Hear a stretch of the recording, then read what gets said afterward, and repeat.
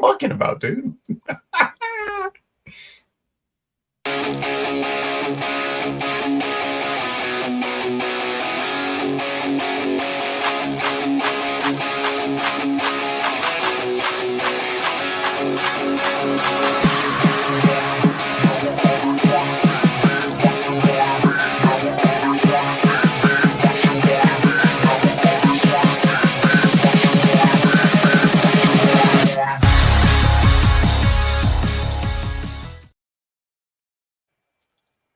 Hi.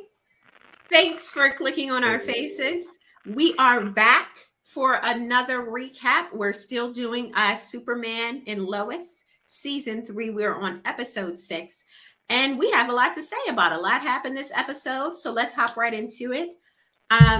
We do get to see when the episode just starts off that Clark has joined this support group for, I guess, spouses of people with, cancer and everyone's sharing their story. And you can kind of see that Superman or Clark is very much uncomfortable in this space, right? He's being polite because he's, of course, he has manners, right? But he visibly looks like he didn't really, wasn't really wanting to be there. Like it made him uncomfortable. Mm-hmm. Yeah. He was really unreceptive of it. Mm-hmm. Yeah. And Lois, of course, she's still trying to get the scoop on Tobias. Well, I love this crossover that I didn't know about. Fantastic. Right. CW. The same universe. There's suicide slums, right? This could be the crossover we were hoping for. I mean, if it brings back Black Lightning, I am for it. Mm-hmm. Let's go. Let's go. Yeah. So, she's still trying to get the scoop on Tobias Well, and she decides to interview the one lady who Clark was speaking with in the last episode. She's a cancer patient, and I guess she just kind of wants to get a feel for the hospital itself. I guess the area. The lady volunteers to give her a little information. Say, hey, yeah, I'm been in this area for a long time. Let's talk, and we can also talk about our conditions because she knows that Lois they both have their cancer. Patients. Yeah. Right. We get to see the sons. Jonathan has officially started his internship at the firehouse. Mm-hmm. He's got his big boy internship. They're like hazing him at the firehouse. They got him wearing this like stupid little early 2000s. Yeah, it's the wrong name. They gave him the wrong name. I don't even find that funny. Yeah, that was just rude to him for no That was reason. just mean. And so the outdated haze, by the way, too.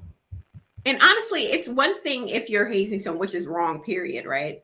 But this is a high school kid, and these are some grown ass divorcees. They like how old hazing this goddamn 16. Well, honestly, why do you think they got divorced? Because they're a bunch of children, so they can't help themselves. I mean, that's why they were doing it. They're still thinking it's 1993, and they're still listening to Elias Moore or whoever was picking it. There we go. That Canadian, right? Yeah, and town is small. They're stuck in time. Oh yeah, yeah, for sure. Mm-hmm. But and as far as Jordan is excited because he's finally beat the simulations that his dad put up for him at the Fortress of Solitude. He's feeling like a big boy. He's like, yeah, I can start helping you out now. I beat the simulations. And Clark was like, oh wait, I never said that, right? You think you got to the final level? You did not. He cranks up the level. He's like, oh, you was playing on easy mode. We gotta crank this up to like expert level, right? Yep. And it turns out to be a little too much for baby boy. Oh yeah. Huh? Oh yeah. Yeah, that's like a young blood trying to drink too much. Oh yeah, here, take a shot of Ray and Nephew. See what happens to you. Little green light. That's right. What? That's what happened to him. He got a little green light, and now all of a sudden, oh, Dad. Right. And he says something to him that I don't didn't think made sense. And I was kind of like, I can't believe the writers are going this direction, given all that we know about the show so far. But Jordan said, I think you just can't handle someone else having superpowers, right? And I'm like, hold on. Wasn't his brother just there in like season 1, 2 with some superpowers? What didn't we already see goddamn Bizarro there with some superpowers? Like, what is this? Where is this coming from? Like, what's he talking about, right? Yes. Why did they choose? I think he was going through some teen drama. You know, when you get upset and you just say anything. So that's probably what was going on here. I guess. I mean, you know what? Because I agree, because it's very congruent with the way he was acting in like the first couple of episodes. Like whenever this kid gets upset, then he turns into a drama queen. He got that little bit of Sarah influence. It's Sarah. She's the bad seed. It's her. Oh, I can't wait till we talk about her, because she was just awful. Like, I know that there's been a few episodes that we have done on this review, and you've said like, "Oh, Sarah, I can't stand her. I can't stand her." I was like, "Oh, come on, she's only like this teenager," but no, she's kind of an asshole. Sarah is a jerk. I mean, but wait, do you think she gets it from her mother or her father? Oh, the father, 100%. The father. No, the father is awful. I'm sorry. I'm not gonna lie, but the drama in that family is just making this show. I mean, for God's sake, this family made this 6-year-old feel like nobody wants me around. You guys suck. That's so. You guys suck. I understand that there's no such thing as perfection in family. You know, except me. When I was born, I was perfected. But I sit here and go, you guys suck. I'm like, why is this girl feeling this way? Like the father, the sister, the mother. Yes, because it is. Everyone is so focused on self in that family. Everyone's so focused on self. Even, you know, especially Sarah. Mom still to a certain extent. And it's, I don't know. I feel like Sarah definitely gets that selfishness from her dad, because Lana, I feel like she definitely tries as a mother, even when she was telling the girls, "Hey, it's not your father's, day, but if you want to do something, you let him know," right? She's that's not convenient, but just open and receptive. Yeah. I think that's the word. Yeah. And I feel like she always handles herself, aside from the smack, even though, again, I stand on that was justified. Well, once again, see the superior. I mean, you was the one who sat here and said, "I don't see what Red Hood is doing wrong." So absolutely, I can see. I know you do. But she always seems to handle herself with such decorum, and she keeps getting the short end of the stick, and it sucks. Like outside of the election, which she won, right? As she should have. Yeah, she should have. Her daughters are, her oldest daughter is treating her like shit. Her husband's cheating on her, going around with this damn journalist around town, right? And she just has to take it and still have this decorum. And that would drive me insane. Like, I can't believe she's handling this with such grace. It's because she was raised in Smallville. I think the other guy was raised in Gotham. I guess so. She's practically... I don't know why. I feel like Gotham have dogs. So I believe that this guy came from Gotham. Yeah. And or wherever Aquaman's from. The dad is definitely more of the problem. We do get to see, though, that him and Chrissy are, still going strong. They always going at it in the bedroom, child, like every episode. Oh, he's having the time of his life. Go ahead, Vic. I'm sorry. Honestly, it's hilarious because they still going together, and then all of a sudden, all of a sudden they get bagged, right? But what I find funny is how after the fact he went into rebound mode so freaking fast. It's not even funny. Like, he is securing that as much as he can, and that is small town America, bro. When you got no options left, man, where you don't have no options at all. That's just a toxic ass. Oh, damn. Wait. I want to dissect on what Vic is saying. He got no options. He got nothing. Absolutely nothing. I love how he got this journalist crushing on him heavy, right? Because we all know that he still loves Lana. You know what I mean? He wants his wife back. He's not getting his wife back. He's not getting his wife back. So what he has right now What he has right now, he's trying to hold on to as much as he can. Facts. And wow, bro. I'm not gonna lie, I feel sorry for that journalist. Why? Because she inserted herself in this situation. She know that man ain't all the way born. No, but here's the thing. She was already mentally prepared to be broken up with. Yeah. That's true. She was already mentally prepared to be broken up with. So, like, she knows what's real. She knows what's popping. She knows the pain that she's causing. She feels bad about it. But all he got to do is just say, babe.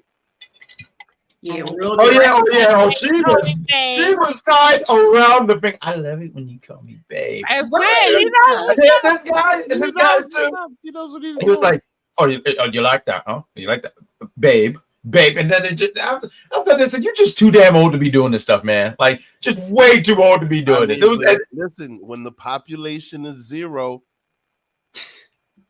You had that. What was that place? Hold on, Vic. What was that place when we were reviewing Cheap Plug? We reviewed Echo. Where were they at? See the Superior? Missouri or Montana? Nah, I don't think it was Montana. We're gonna Google it because See? Oklahoma. You hear that, Oklahoma? We're next for you. That's right. We're naming states, not even cities, because you know what I mean. Places where nobody knows about.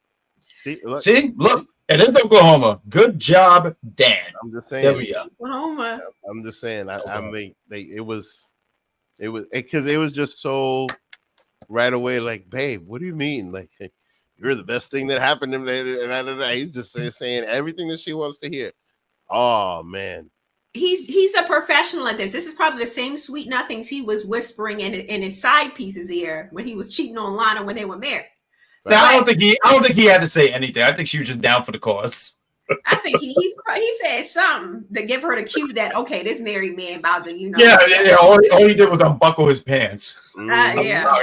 Sorry. But yeah, long story short, he's the toxic one. I feel bad for every woman in Smallville because he's going to try his luck because he seems like this type who can't be by himself. No, he can't. Do you see that bed? No, he can't. How is he going to sleep at night? There's like 2 left. So you better hurry up. Straight up. So to keep moving forward with the episode. Yeah, I'm tired of talking about this bastard. The girls, his daughters, they ended up staying at his place. But as you alluded to earlier, the littlest daughter, she's feeling very much neglected. Like everyone's kind of like not paying her any attention. And you can kind of see like the childhood trauma building up in her as we speak right on screen. That's how I feel about UPR. Oh, yeah. When I feel neglected. Yep, absolutely. Go ahead. Yes. We'll pay for your therapy bill. Send it straight to the executive. Now. Good job. Fantastic. You're the Stephanie Tanner. Okay. So I don't. Marsha. No, go ahead. I'm sorry. No, wrong. So, she ends up feeling so neglected that she kind of like runs away, and no one even notices for like a good couple hours until Lana, of course, points. She solves it. Yeah. Where's the daughter? Yeah. And this is when she tries to call the daddy of the year, ain't answering the phone, nowhere to be. Where was the daddy? See. He was out trotting around town with that skank Chrissy. Wait, what are you talking about? He was on a hike. Trotting around. She found him. But you know what's so funny about that? It's funny you mentioned that because even Lana said, we've been together for 20 years. You don't like hiking. Now all of a sudden he got a little bit of the, and he's like, yeah. You know what? I'm not going to lie. The way that Lana found out was just so messy, bro. Oh, it was gross. It was so messy. I thought it was great TV. I'm not gonna lie. I gotta give a shout out to the CW because that kind of messiness was just great. This is the kind of thing you would see on Cheaters. It was. It really was. It was so great. And because she had like a trench coat and then she had like that walk of shame right. looking ahead. Trying to hide behind the shelves and stuff. Yeah, like it looked like they were going behind the bookshelf like this, like almost like, do you see me? I cannot stand either one of those. I cannot stand this couple. And again, poor Lana had to handle it. Like, okay, I have to go find my daughter since you clearly are too busy with your new girlfriend to take care of your children. So they ended up finding her. Jonathan and Sarah went looking and they were able to find her. And she didn't want to talk to Sarah, none of them. But Jonathan said, hey, let me talk to her, right? Mm-hmm. And pretty much she confides in Jonathan that she feels invisible, right? And he shares that he also felt a little invisible in his family because everyone's special and he's never been seen really as special. And I don't know how true that is because before Jordan got his powers, it was definitely Jonathan. Jonathan was the football star. Jonathan was the popular one in school. Jonathan was doing all this. So it's like, But you got to remember, I mean, I think those are some really great points. But like since Jonathan got the powers, there's been a lot more focus where Superman has put more focus on Jordan so he can understand his powers. The thing with Lois and she's going on. So yeah, it was like there was this period of time where he was probably like the superstar. Everyone's paying attention to him, but now it's Jordan because you got. Well, I mean, it's talking about the family, of course, but now all the attention is on Jordan just to make sure he knows how to utilize his power. The way he was saying it, it was like he never had his time in the sun. Oh, like, okay. You know what though? But it kind of made me think about. I see why they got rid of the blonde kid from the first season. Why? Because like this kid hits more of a middle child demographic. I mean, he's hitting with this whole thing right here, as far as like not being paid attention to because the other one is like the superstar. Because in the first season, Jordan was the guy that was like Mr. Perfect. That's true. The blonde hair and the blonde hair, blue eyes, and yeah. And I always wondered why they did this, why they gave him the Aunt Viv, but I can see why now. Yeah, because of this whole situation right here. Like they're pretty much just pushing him to be like, like a regular guy that perseveres and gets relatable. Yeah, that's a lot. Thank you. That's a lot. It's a lot more relatable. Look, he got smacked, and then all of a sudden, like this whole thing is interesting. Character. I feel like the writers don't know what to do with this character because it was at one point in the earlier seasons where it seemed as if they were trying to give him an arc where he was more interested in technology and stuff because he was trying to do stuff with Seal, right? Remember, he was like working on his stuff, and I was like, okay, maybe he's into tech. And I think it's also too because when you're a teen, you're still trying to find yourself. So he's doing the mechanic stuff, and now he's in this thing. When you're a teen, you're still finding yourself. You're doing all these different things just to see who you are. He's still finding out. Was he 16? Right? Like his character's 16. Around there. Mm-hmm. Yeah, so he's still finding himself. Yeah, I guess I can see that. But to call back to Lois and Clark, right? Lois goes on the dinner lunch interview with the other patient. Yes. The other patient. Yeah, and it's like this fancy smancy place that she wouldn't even suspect was anywhere close by. And over the conversation, what were they talking about? I'm trying to remember. I remember they were talking about the guy. They were talking about Tobias. Okay, yeah, get into some more tea on Tobias. Speaking of tea, got it right here, baby. The tea, yeah. Shout out to the cup. I should have brought my little cup over here. I should have brought the right superhero for the right show. I got a Superman mug. I should have brought my junk. But anyway. Don't you dare. But we're not drinking tonight, folks. That's the point. No, I promise we're very sober. Like right now, there's tea. She's drinking coffee. Vic, what do you got there, man? Water. Applesauce, actually. All right. Who doesn't like applesauce? Fantastic. So, so Lois decides she needs to get her affairs in order, right? She has cancer. She wants to get, life insurance and things that she said she feels like they should have done a long time ago. And Clark is like, no, we don't need all of this, very much still in denial that they're in the situation that they're in. And she had to call him out like, yeah, you're Superman, bullets fall off of you, but everyone else, off you. Yep. Yeah, is mortal. And with mortality, with being mortal comes mortality. You're not going to live forever. But he is very much unopen to the idea of her ever anything happening to her, even though she's sick. But you know what? You know what's interesting, because it made me go back to earlier this season and that dream that he had with Lois, and you remember he couldn't save her, and just the idea. Because I actually really like this scene. I know it's two scenes. It's the ones where he's denying it, and then when Lois have that talk with him. But he just can't come to terms that he cannot save. He's always used to, like, no matter what, he's always going to save her. And this is the one time he cannot do, because it was kind of strange to me when I was watching. I was like, dude, your wife is going through this thing, and you need to be supportive and receptive.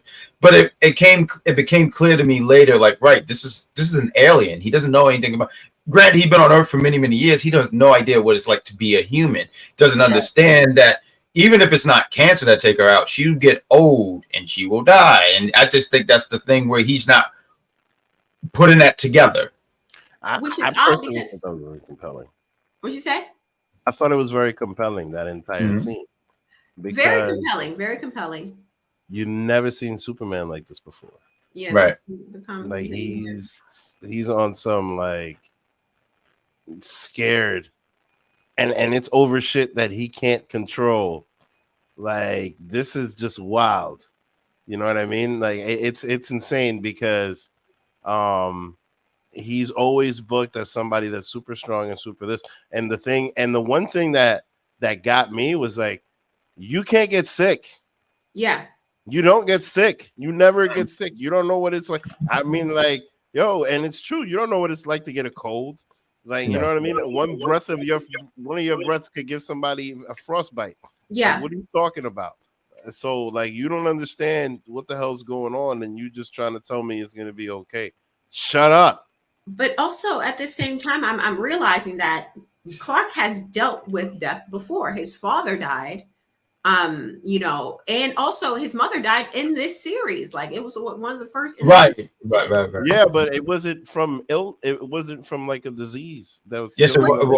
I thought it was. I thought the mother died of, like, I don't think it was natural causes. I think it was something. Didn't they die because Krypton blew up? Oh, she means his Earth mom.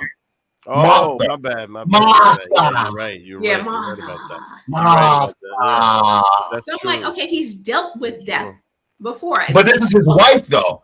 I think those are his parents. No, and I get that. No, I think it was different when his. I get that. I get that. But it's his wife. I don't know how to word this any other way. I think it's his wife, and he's never been in a situation where, like how Dan said, he felt helpless and he can't do anything to help her. Mm-hmm. I get that. He dealt with it. I get it. And I think he was always prepared, like, right, my parents won't, they're not going to live forever. But my wife, he's like, he just, I don't know. I just think the thing with cancer, he's like how Dan put in there, he's in denial and he just don't know how to handle it. I mean, but at the same time, what I find funny about this whole thing is just that he's soft and she's strong. Right. Yeah. So she's the strong one. She's his rock. Yeah. So he doesn't know how to handle that. He's the world. He's like the rock for the earth, but she's his rock, if that makes sense. Yeah. Absolutely. You know what I mean? She anchors him in a lot of ways. And I think this is one of the things, like, there's a few things, I make my jokes about Superman, but I think the writing has been so good where they have made him feel pretty human. Because, like you was talking earlier, Vic, a lot of times it's like he's, if I can use a video game term, he's broken. Like, you expect him to win. I expect him to win all the time. But then you have these situations where he's never dealt with something like this. And you see, because he's never dealt with this, you can see why he's like, he's scared. He's in denial. He even told her, he said, I'm always going to believe. That's his mentality. I'm always going to believe. And that's always been such a Superman mantra. Like, he's always going to believe. Like, he always overcome everything. And that's what she had to bring down to him. But the thing is that he never has to worry about, you know what I mean? But the only thing he ever has to worry about is kryptonite. Right. And then, other than that, he doesn't have to necessarily worry about ever feeling sick or any of those things. And she's very aware of that. So he doesn't know the signs to look for. And he's also aware of that. So the way that the show ends, this episode ends, is with Superman looking for help, and it's not from the Justice League. You know what I mean? It's not to fight some monster. It's not to fight Right. something, it's literally set for help fighting cancer. But little does he know. There's some stuff that's going on. Yo, dog. So when that lady took that mask, I'm sorry. Oh, wait. Yeah, so Whoa. they're at the house, right? Him and Jordan, excuse me. Jordan. Yeah, they're in the house and they hear, Lois like kind of like screaming for help. Superman rushes to say that he tells Jordan, look, stay here, right? And he goes out. And it's not Lois out there. It's like this freak of the week, right? This voice mimicking super powered being. And, they battle it out. Lois comes home. So Jordan knows, hey, we thought you were in trouble. Of course, Lois, being the wise woman that she's, say, hey, listen out for your father. Where is he? Long story short, Jordan had to go out and meet his father and help him. He gets shot with some kryptonite, right? Or something that affected him. No, it was kryptonite. It was like spears or something like that. I forget if it was spears or gas. No, I mean it's very symbolic because it was a kryptonite laser, and that's what it was. In the episode he got hit with a laser and got all dramatic about being hit with a laser. A kryptonite laser. That was just mwah. The laser thing is his thing. That was a great bucket. And it was because of this great bucket. All that kryptonite doesn't affect Jordan at the same extent that it does with Clark. But they ended up kind of like I think the villain just kind of like went away or something like that.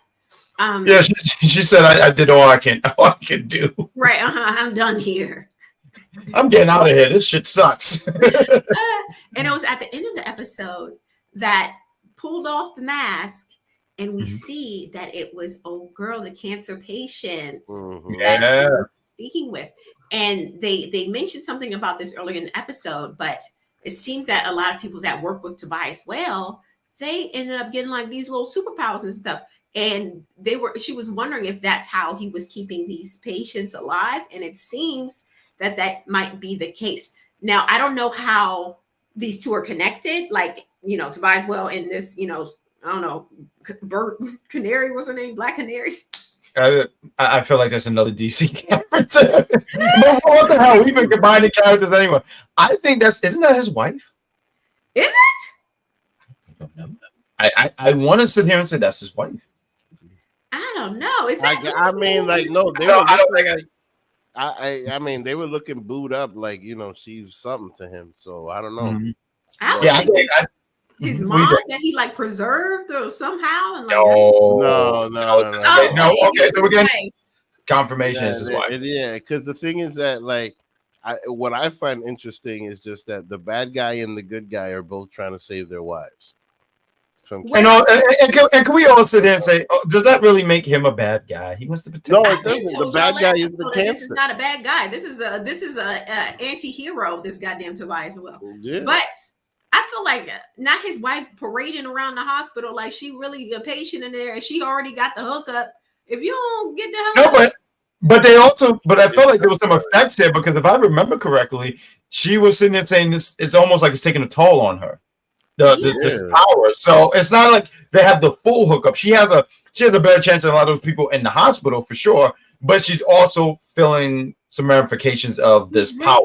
And then look, she could be up in the mansion getting that same IV drip, but she's taking up a damn hospital bed that could go to somebody else. That's what. Yeah.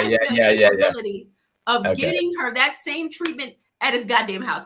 Get the hell out the hospital bed. We got bodies here waiting to get. I'm not even gonna lie to you. One seat is superior because I think you're saying some great things. But are you gonna tell this woman who can yell and then shoot you out the freaking hospital? I'm not telling her that, but I hear what you're saying. If she can sit here and go, then you sit there and get blasted. Please. I guess. Well, hopefully Superman will save me. But that was pretty much. You can't even save his family. Please. Oh, I said it out loud. Whoops. The slander continues. Sorry, Oklahoma. So yeah, that was the episode, guys. Just a couple highlights from the show. If you enjoyed the video, don't forget to like the video and join us next. Wait, yeah, okay. Join us next Oh, week for hold on, wait. You're burying the lead here because you guys like the Trio of Destiny. We're a great trio. We should win awards and we should have our face platted all over the place with UPR. But not only are you going to catch us next week for Superman, what is happening next week, guys? Come on, let's talk about it. Next week, one of our favorite animated series returns. Invincible is coming back next Thursday, and we will be there to recap it same day as the release. So watch the show, watch Invincible. Thursday. It's coming out Thursday. You said Wednesday because Wednesday we're doing Superman. I thought Thursday next week. Okay, maybe I'm hearing things. Sorry, there's probably a lot in this tea. My apologies. I'll shut up. Yeah, we'll be recapping it same day as the episode. So watch Invincible, then meet us later that night to discuss everything that went down. Okay. That's right. But yeah, that's it. That's the show. See you later. Goodbye. Do we have an outro? Hold on, let me take a look at this. I'm sorry, I was just dancing. Let me see. Or trying to dance. Do we have an outro? You know what?